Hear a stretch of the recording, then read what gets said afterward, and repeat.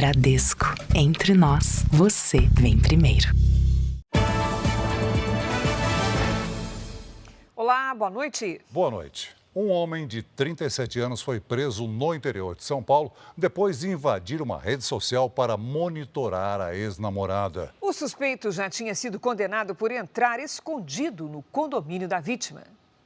Foi depois da divulgação dessas imagens no Jornal da Record que Cícero Lucena da Silva, de 37 anos, foi preso.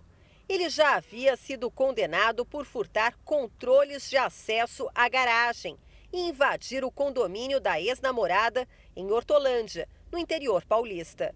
Por alguns dias, a vítima teve o cotidiano observado de perto.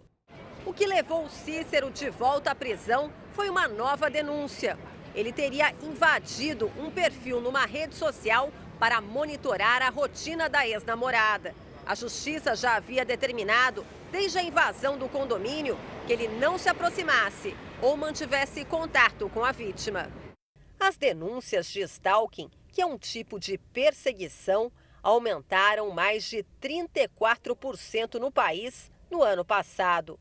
Roraima, Alagoas e Pará são os estados com maior crescimento percentual. São Paulo tem o maior número absoluto de registros. Em média, a polícia recebeu quase 70 denúncias de stalking por dia.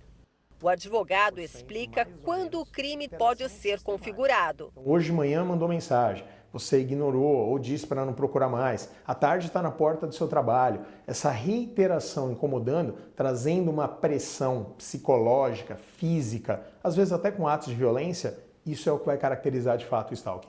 Quem sofre a perseguição costuma manifestar sintomas psicológicos e até físicos. É uma vivência de alguém que está sendo caçado, uma vivência de sofrimento emocional, de ansiedade, de medo, de angústia, de agonia, que leva a alteração de sono, alteração de apetite, estreitamento das conexões sociais. A defesa de Cícero não foi encontrada. Veja agora outros destaques do dia. Um dos mais poderosos bicheiros do Rio de Janeiro é preso e vai ficar em presídio federal. Polícia identifica suspeitos de emboscada contra torcedores do Cruzeiro. Ministro Gilmar Mendes anula condenações de José Dirceu na Lava Jato. Lira anuncia apoio à candidatura de Hugo Mota à presidência da Câmara. Fala de ministro Haddad sobre cortes de gastos, faz dólar disparar. Nos Estados Unidos, Donald Trump e Kamala Harris fazem campanha em locais estratégicos a uma semana da eleição presidencial.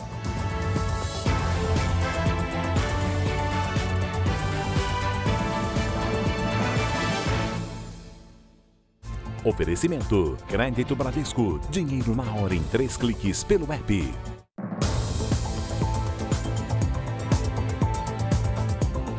Rogério Andrade, apontado pela polícia como o maior bicheiro do Rio de Janeiro, foi preso hoje a pedido do Ministério Público. Patrono da Escola de Samba Mocidade Independente de Padre Miguel, ele é acusado de ser o mandante da morte de um rival na disputa pelo domínio do jogo do bicho.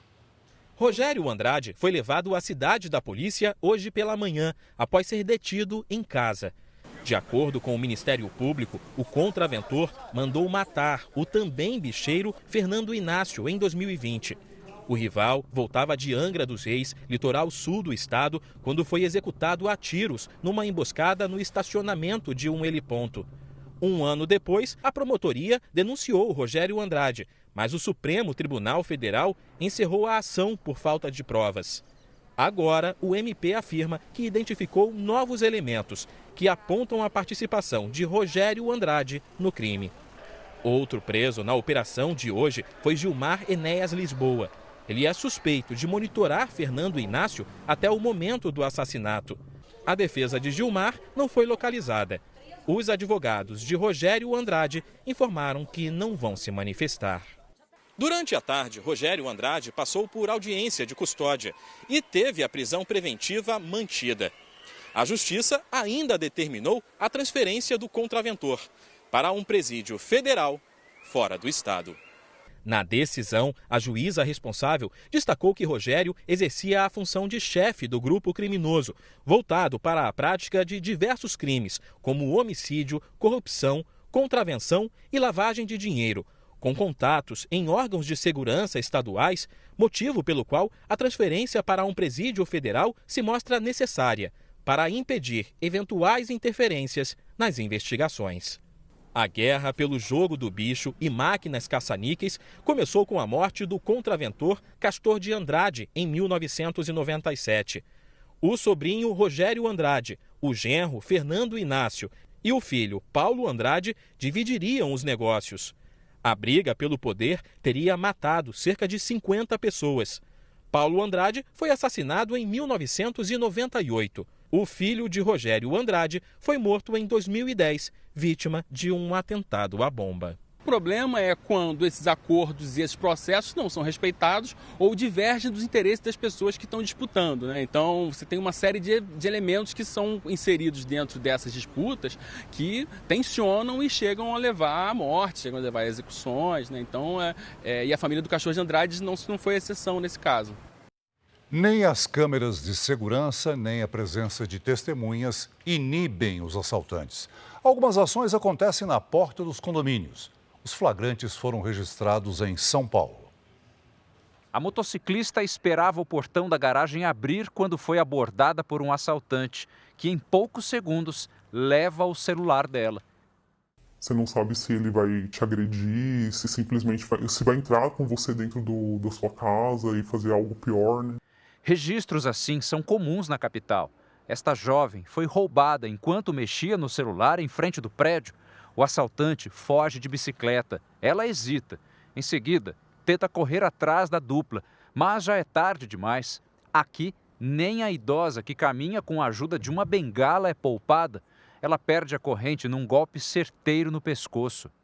Já foi o tempo em que a calçada era uma extensão natural das casas, com as pessoas convivendo em tranquilidade. Nas grandes cidades, esse espaço se tornou um local de insegurança. De janeiro a agosto, mais de 20 mil pedestres foram assaltados no estado, uma média de 85 roubos diariamente. O Gustavo é síndico profissional de 7 condomínios na capital e orienta os moradores que esperam entregas ou carros de aplicativo. Se você ficar na calçada esperando o aplicativo chegar, você vai se tornar uma vítima fácil. E quando não acontece essa sinergia de segurança entre morador, portaria e condomínio, o síndico precisa ficar ciente, avisa o teu condomínio, olha, a segurança não está funcionando, a gente está com uma falha aqui. Hoje, na zona sul de São Paulo, um homem foi preso, suspeito de cometer roubos nessa região da cidade. Segundo a Secretaria da Segurança Pública, as ações da polícia conseguiram diminuir em 14% os roubos nesse período em relação aos mesmos meses do ano passado. Para esse especialista, os criminosos sempre agem de surpresa. A maioria das vezes é um crime de oportunidade, né? As quadrilhas estão aí transitando nas ruas de São Paulo, procurando uma oportunidade de um roubo fácil, de um roubo rápido, que não vai trazer tantos problemas para eles. O AVC, o acidente vascular cerebral, é a doença que mais mata no Brasil. O crescimento dos casos é atribuído ao sedentarismo e a hábitos de vida pouco saudáveis. Segundo a Sociedade Brasileira de AVC, cerca de 70% dos pacientes não retornam ao trabalho por causa das sequelas. Um passo de cada vez, devagar e com a ajuda de acompanhantes. É assim, aos poucos, que Mônica vê a vida voltar ao normal. A enfermeira sofreu um acidente vascular cerebral dentro de casa, em janeiro deste ano.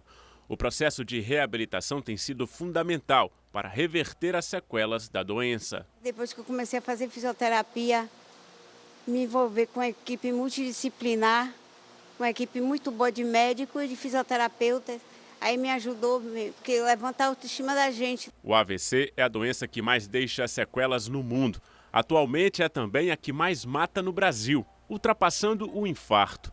Quanto mais rápido for o diagnóstico e o início do tratamento, maior é a chance de ter uma recuperação completa. A gente tem uma janela, né, que até 6 meses, que esse paciente tem uma curva progressiva de melhora.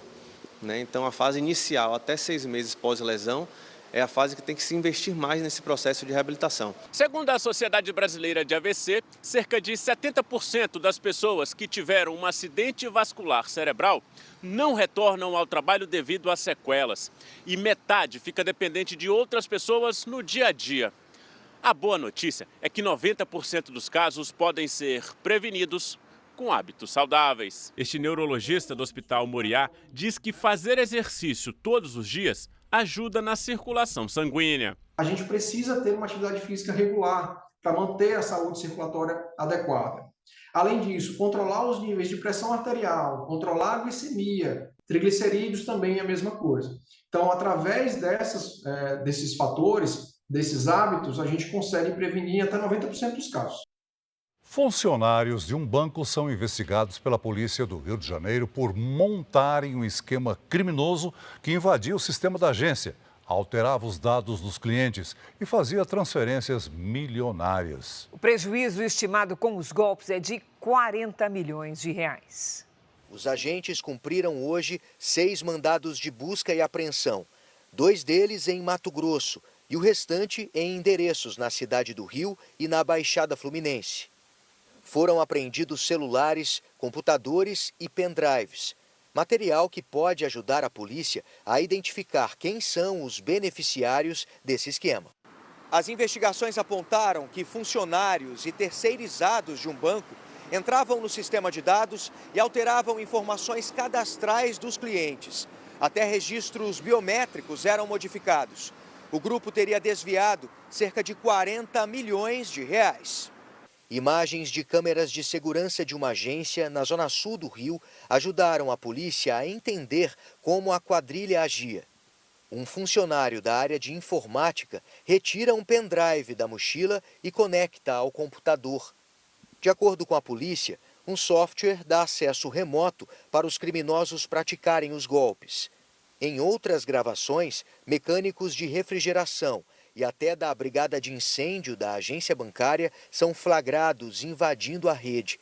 O gerente de um banco em Mato Grosso é um dos investigados. A investigação contou com o apoio da inteligência do banco, em que trouxe para a gente essas imagens. A gente pôde identificar exatamente isso. As investigações elas prosseguem, mas há suspeitas nesse sentido, em que esses criminosos atuam em todo o mercado financeiro.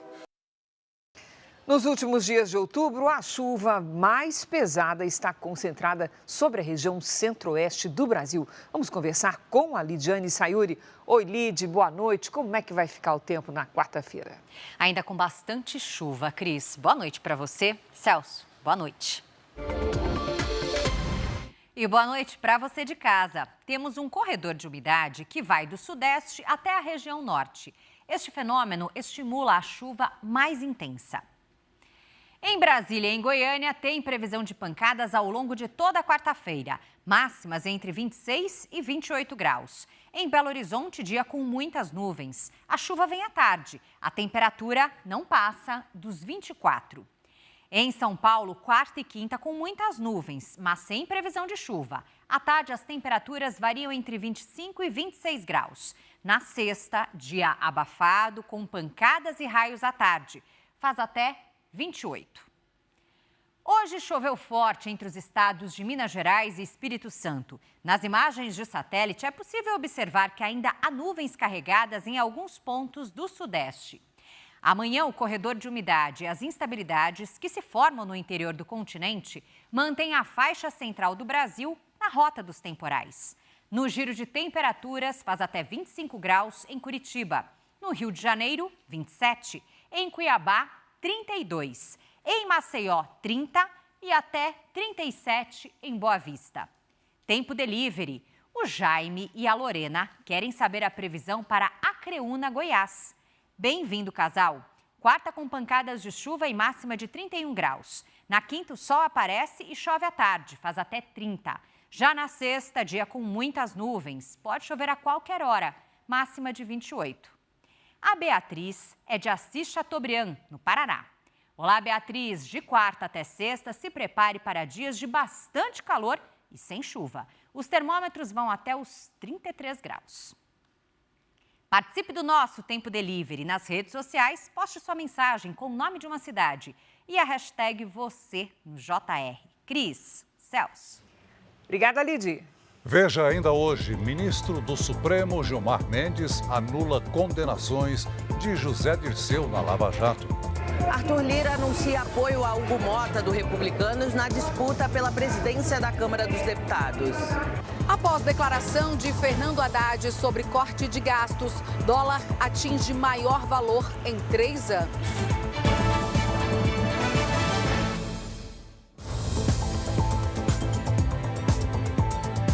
O presidente da Câmara, Arthur Lira, anunciou hoje apoio à candidatura do deputado Hugo Mota, do Republicanos, à presidência da Casa. Ao lado de todos os deputados do partido, o presidente nacional do Republicanos, deputado Marcos Pereira, anunciou oficialmente Hugo Mota como candidato à presidência da Câmara. A bancada de deputados do Republicanos tem a certeza de que seu líder reúne todas as condições para conduzir a presidência da Casa em defesa da atuação parlamentar e do diálogo harmônico e permanente entre os demais poderes. Hugo Mota é o atual líder do Republicanos na Câmara e é o primeiro a anunciar a candidatura de forma oficial. O deputado se consolidou como o principal nome na corrida para assumir a presidência da Câmara depois que o deputado Marcos Pereira abriu mão da candidatura em favor de um nome de consenso. O gesto do presidente Marcos Pereira de colocar o nosso nome nessa disputa, fiador principal dessa construção, a quem aqui agradeço. Faço questão de fazer isso de público para que todo o Brasil saiba da grandeza que o presidente do nosso partido tem. Há espírito público e disposição para poder unir os diferentes, convergirmos em nome de um ambiente pacífico para que a Câmara possa, acima de tudo, ter a maturidade para discutir os temas que são difíceis de um Brasil radicalizado politicamente que temos hoje. Mota já conta com um apoio fundamental na disputa, o de Arthur Lira, atual presidente da Câmara, que reuniu líderes de vários partidos para anunciar a decisão. Depois de muito conversar e, sobretudo, de ouvir, estou convicto de que o candidato com maiores condições políticas de construir convergências no parlamento é o deputado Hugo Mota. Nome que demonstrou capacidade de aliar polos aparentemente antagônicos com diálogo, leveza e altivez. Os deputados Antônio Brito, do PSD, e Elmar Nascimento, do União, devem oficializar as candidaturas à presidência da Câmara nos próximos dias. O presidente Lula voltou hoje a despachar do Palácio do Planalto, 10 dias depois de sofrer um acidente doméstico. A expectativa agora é de que o governo defina as medidas para o corte de gastos. O ministro da Fazenda, Fernando Haddad, afirmou que a equipe econômica ainda tem uma série de reuniões com o presidente antes das medidas de redução de gastos serem divulgadas. Está pedindo informações, né? E a gente está fornecendo as informações que ele está pedindo. Não tem uma data, é ele que vai definir, né? Mas a gente está avançando a conversa. Estamos falando muito com planejamento também. Ontem, durante reunião com o presidente Lula, Haddad apresentou propostas que poderão ser levadas ao Congresso Nacional, como alterações no seguro-desemprego e no Fundo Nacional de Educação Básica, o Fundeb. Apesar de não revelar o tamanho do corte, o governo espera elaborar um plano que possa reduzir de 30 a 50 bilhões de reais os gastos previstos no orçamento. Ontem, a ministra do Planejamento, Simone Tebet, disse ser importante eliminar políticas públicas que não trazem resultados efetivos. Os encontros entre a equipe econômica e o presidente Lula acontecem em um momento em que economistas estão preocupados com o aumento da dívida pública e com gastos fora da meta fiscal e do orçamento. Para especialistas, as atuais propostas do governo para aumentar a arrecadação não são suficientes para equilibrar as contas e zerar o déficit. Depois de cancelar 3 viagens internacionais e de passar a semana despachando no Alvorada, o presidente Lula voltou a trabalhar no Palácio do Planalto. Pela manhã, ele se reuniu com ministros e recebeu Evandro Leitão, de Fortaleza, único petista eleito prefeito em uma capital nas eleições deste ano. Sobre o apoio de Arthur Lira a Hugo Mota para a presidência da Câmara no ano que vem, o presidente não se pronunciou. E a fala do ministro da Fazenda de que não há uma data para o anúncio do pacote de corte de gastos repercutiu imediatamente no mercado financeiro. O dólar subiu 0,92% e fechou a R$ 5,76, na maior cotação desde março de 2021. Já o Ibovespa terminou o dia em queda de 0,37%, acima dos 130 mil pontos. Um hotel de 10 andares desabou na Argentina. Pelo menos uma pessoa morreu. Os bombeiros ainda buscam por 7 desaparecidos. Uma pessoa foi retirada viva dos escombros. Uma construção ao lado também foi atingida. O acidente aconteceu na cidade costeira de Vila Gesell, a 350 quilômetros da capital, Buenos Aires. Entre as vítimas estariam os trabalhadores da obra. Veja a seguir. Polícia identifica torcedores do Palmeiras suspeitos de participar de emboscada contra cruzeirenses.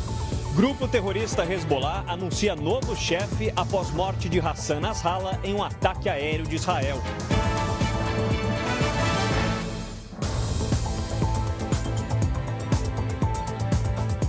A Polícia Civil já identificou parte dos torcedores do Palmeiras que atacaram cruzeirenses em São Paulo no fim de semana.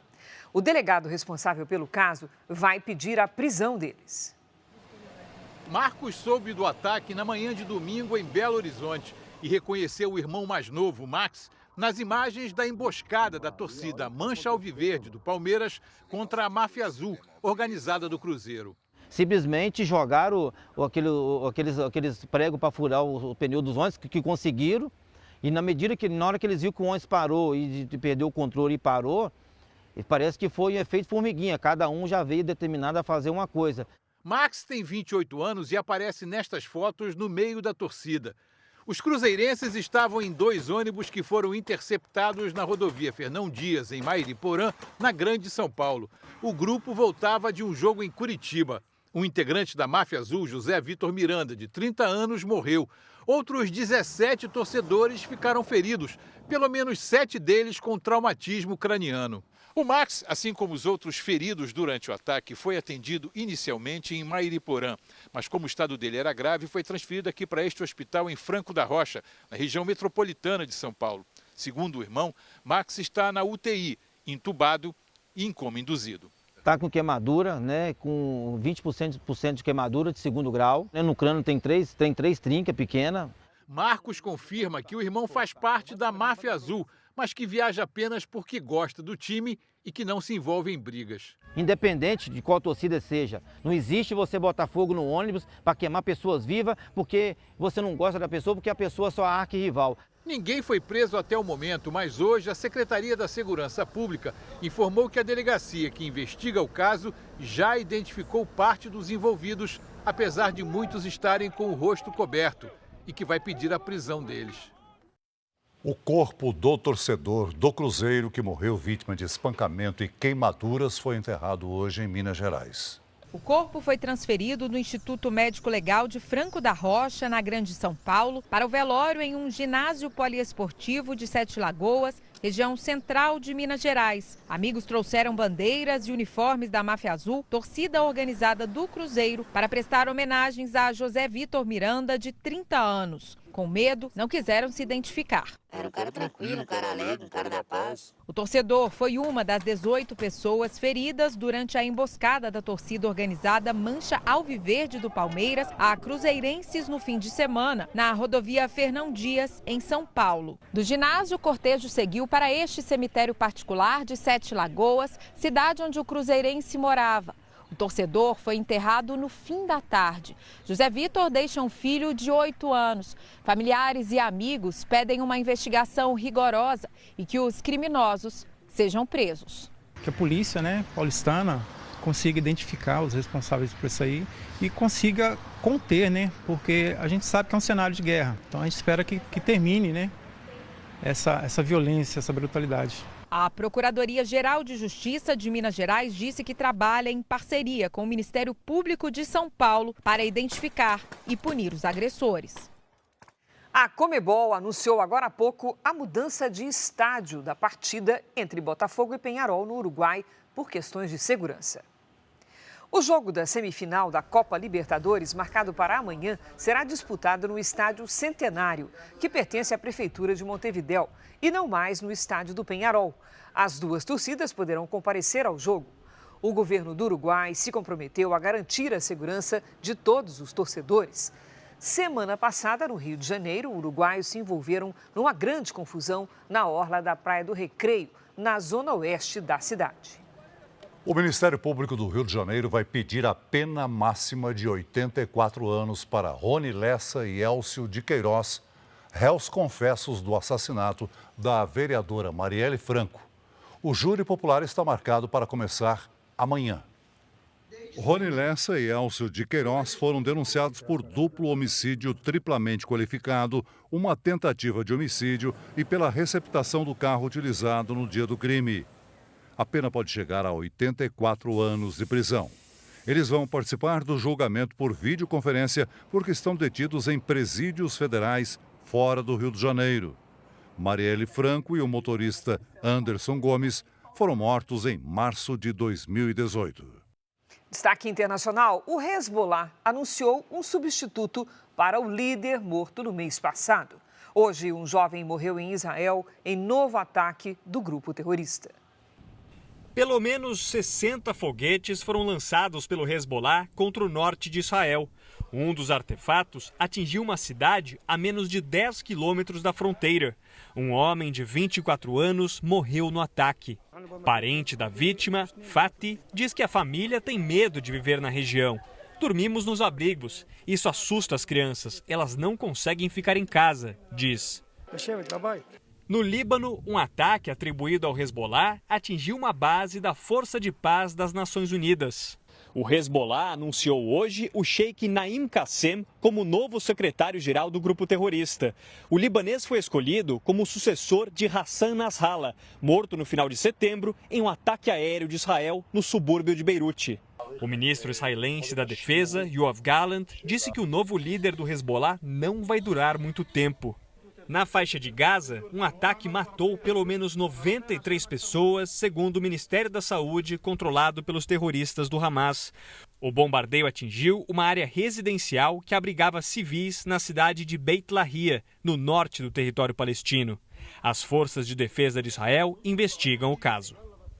A Igreja Católica admitiu que falhou nos casos de abuso sexual cometidos por padres e bispos contra menores de idade. A postura vem depois de milhares de denúncias e de uma onda de críticas pela falta de ação do Vaticano em punir os pedófilos. 50 páginas divulgado hoje destaca a necessidade de acelerar a demissão de religiosos envolvidos em crimes sexuais e que a falta de transparência nesses processos alimenta a desconfiança em relação à Igreja Católica. O relatório também aponta que os religiosos que trabalham em seminários precisam receber treinamento adequado sobre a proteção de menores de idade e defende a necessidade de avaliação psicológica completa para quem deseja se tornar padre. O chefe da Comissão do Vaticano, o cardeal Sean O'Malley, disse que a Igreja Católica emerge de um período sombrio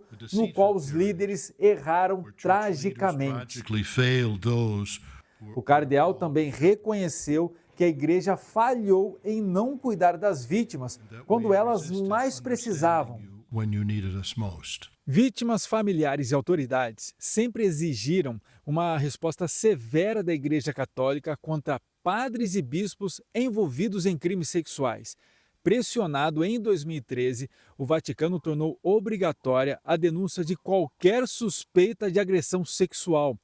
Mas a tentativa sempre foi abafada por escândalos sucessivos. Só na França, segundo um estudo divulgado em 2021, cerca de 216 mil pessoas sofreram abusos sexuais cometidos por integrantes da Igreja Católica desde 1950. Na Espanha, um inquérito apresentado ano passado aponta a existência de mais de 200 mil vítimas. E na Itália, autoridades afirmam que o número é ainda maior.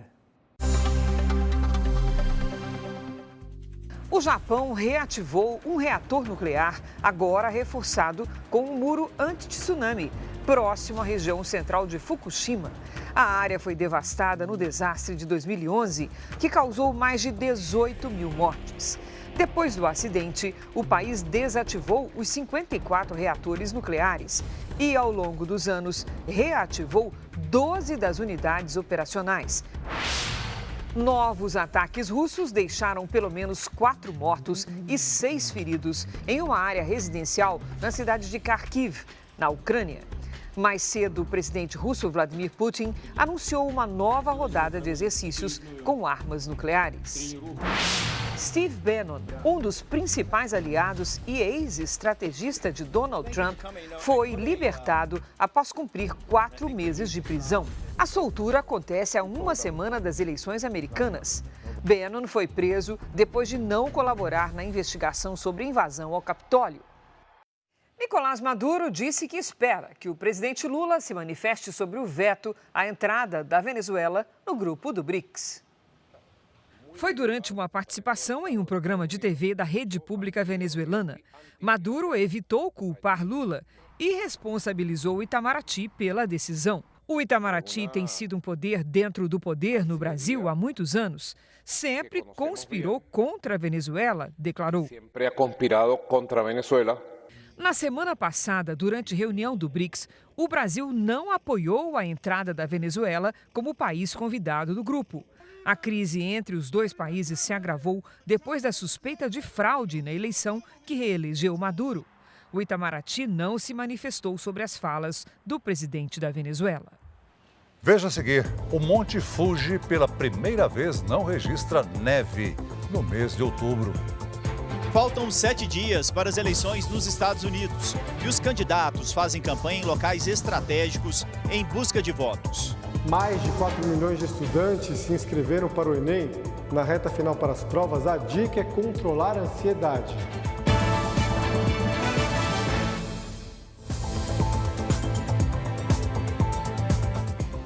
O ministro Gilmar Mendes, do Supremo Tribunal Federal, anulou todas as decisões do ex-juiz Sérgio Moro na Operação Lava Jato contra o ex-ministro José Dirceu. Dirceu havia sido condenado a mais de 23 anos de prisão em 2016 por envolvimento em desvios na Petrobras.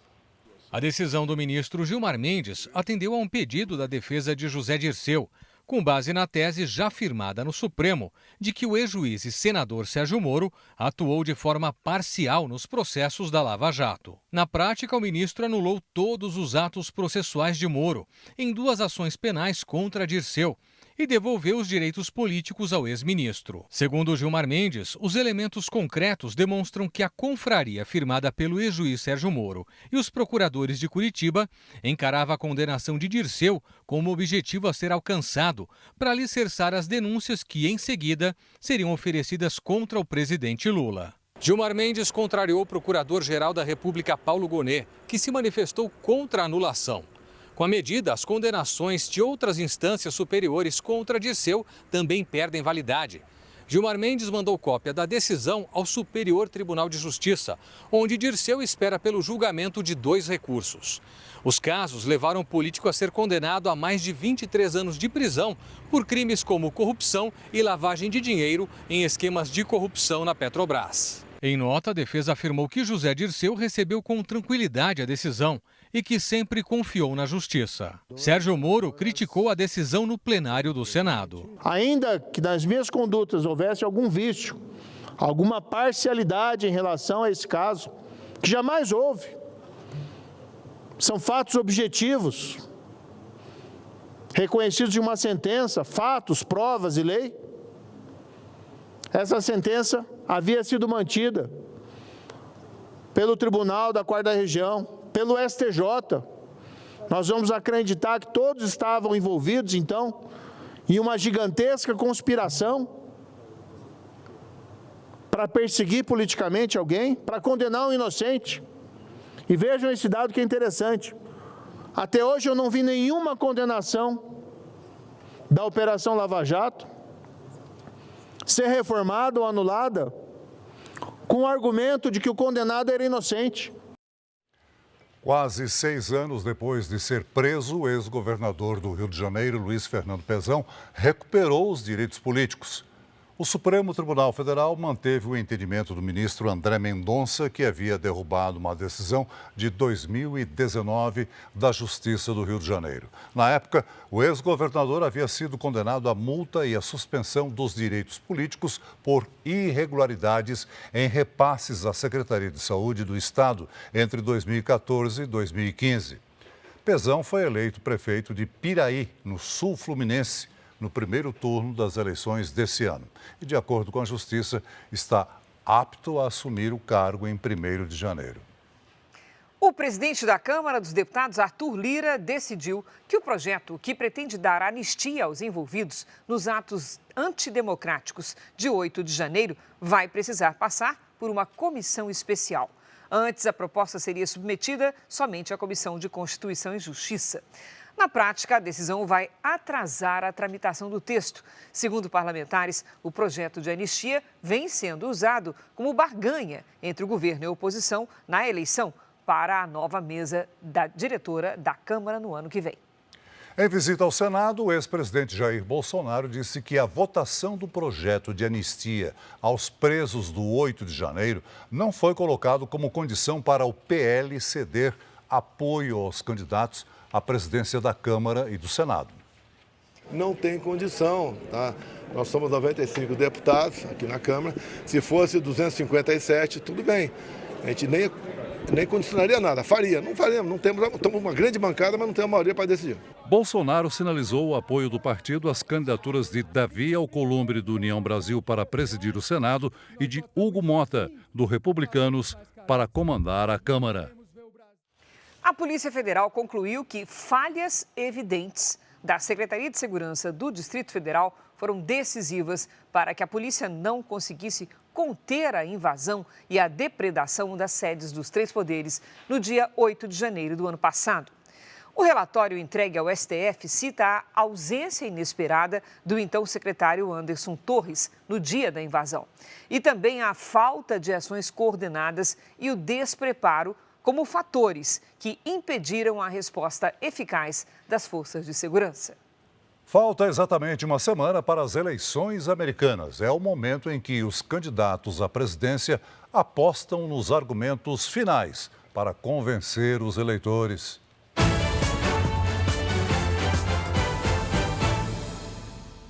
Donald Trump concedeu entrevista coletiva hoje na propriedade dele em Mar-a-Lago, na Flórida. O ex-presidente rebateu as críticas do candidato a vice-presidente democrata, Tim Walz, e da ex-primeira-dama Hillary Clinton. Eles disseram que o evento, que lotou a maior arena de espetáculos dos Estados Unidos, parecia uma reunião nazista. Trump chamou o comício no Madison Square Garden de festa do amor. O amor naquele local era de tirar o fôlego, completou o ex-presidente. O candidato republicano também participou hoje de um debate sobre questões que envolvem os idosos e, na sequência, desembarca no estado decisivo da Pensilvânia. Tradicionalmente, os grandes eventos que marcam o fim da campanha presidencial americana são chamados de argumentos finais. Assim como Donald Trump reuniu uma multidão no último domingo, hoje é a vez de Kamala Harris realizar um grande comício aqui em Washington, neste parque que fica nos fundos da Casa Branca. E quem traz os detalhes é o repórter José Luiz Filho. O local escolhido por Kamala Harris é o mesmo onde Donald Trump discursou no dia 6 de janeiro de 2021. E, segundo os democratas, incentivou os apoiadores dele a marcharem rumo ao Congresso americano, o que resultou na invasão do Capitólio. A expectativa é de que mais de 20 mil pessoas devem comparecer para ouvir Kamala Harris. A democrata pretende reforçar no discurso propostas para a economia e imigração, além de destacar falas republicanas criticadas nos últimos dias. Hoje, 2 dias depois de comentários pejorativos a respeito da ilha de Porto Rico, o presidente Joe Biden anunciou um plano bilionário para a modernização de portos em 27 estados e que inclui o território do Caribe. Já o ex-presidente Barack Obama disse em um comício na noite de ontem, na Filadélfia, que a fala atinge também os 500 mil porto-riquenhos que moram na Pensilvânia. Os efeitos de uma estratégia de mais ataques e menos propostas ainda não são claros. As pesquisas ainda colocam Trump e Kamala em empate técnico. Para hoje à noite, os democratas também apostam na ex-primeira-dama Michelle Obama para falar com eleitores do estado decisivo da Geórgia. Pela primeira vez em 130 anos, o Monte Fuji está sem neve no final de outubro. É o maior símbolo japonês, sofre as consequências das mudanças climáticas que afetam todo o planeta e colocam em risco a natureza e toda a humanidade. O Monte Fuji fica coberto de neve a maior parte do ano, com exceção dos meses de julho, agosto e setembro. É nesse período que os alpinistas aproveitam para fazer trilhas e escaladas. O cume fica a 3.776 metros acima do nível do mar. Uma paisagem deslumbrante que este ano acende um alerta. Já estamos no final de outubro e não há sinal de neve.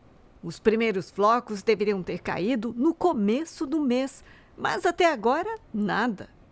O atraso, segundo os meteorologistas japoneses, se deve às mudanças climáticas. O verão deste ano por aqui foi o mais quente desde o início dos registros em 1898 e igualou outro recorde, o de 2023. As altas temperaturas impedem o avanço do ar frio e prolongam o calor. E por causa do calor, tempestades violentas e repentinas são cada vez mais comuns no Japão. Tóquio já se prepara para o pior. Construiu túneis gigantescos de concreto projetados para reter grandes volumes de chuva. A Ásia foi a região mais afetada por desastres climáticos no ano passado, segundo a Organização Meteorológica Mundial. De acordo com o professor Seita Mori, especialista em meio ambiente, a previsão é de chuvas nunca vistas que vão chegar à medida que a temperatura subir.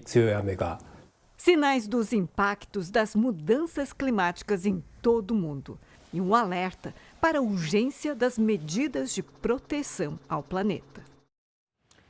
Mais de 4.300.000 estudantes devem fazer o Exame Nacional do Ensino Médio, principal porta de entrada para as universidades brasileiras. As provas vão ser realizadas nos próximos 2 domingos.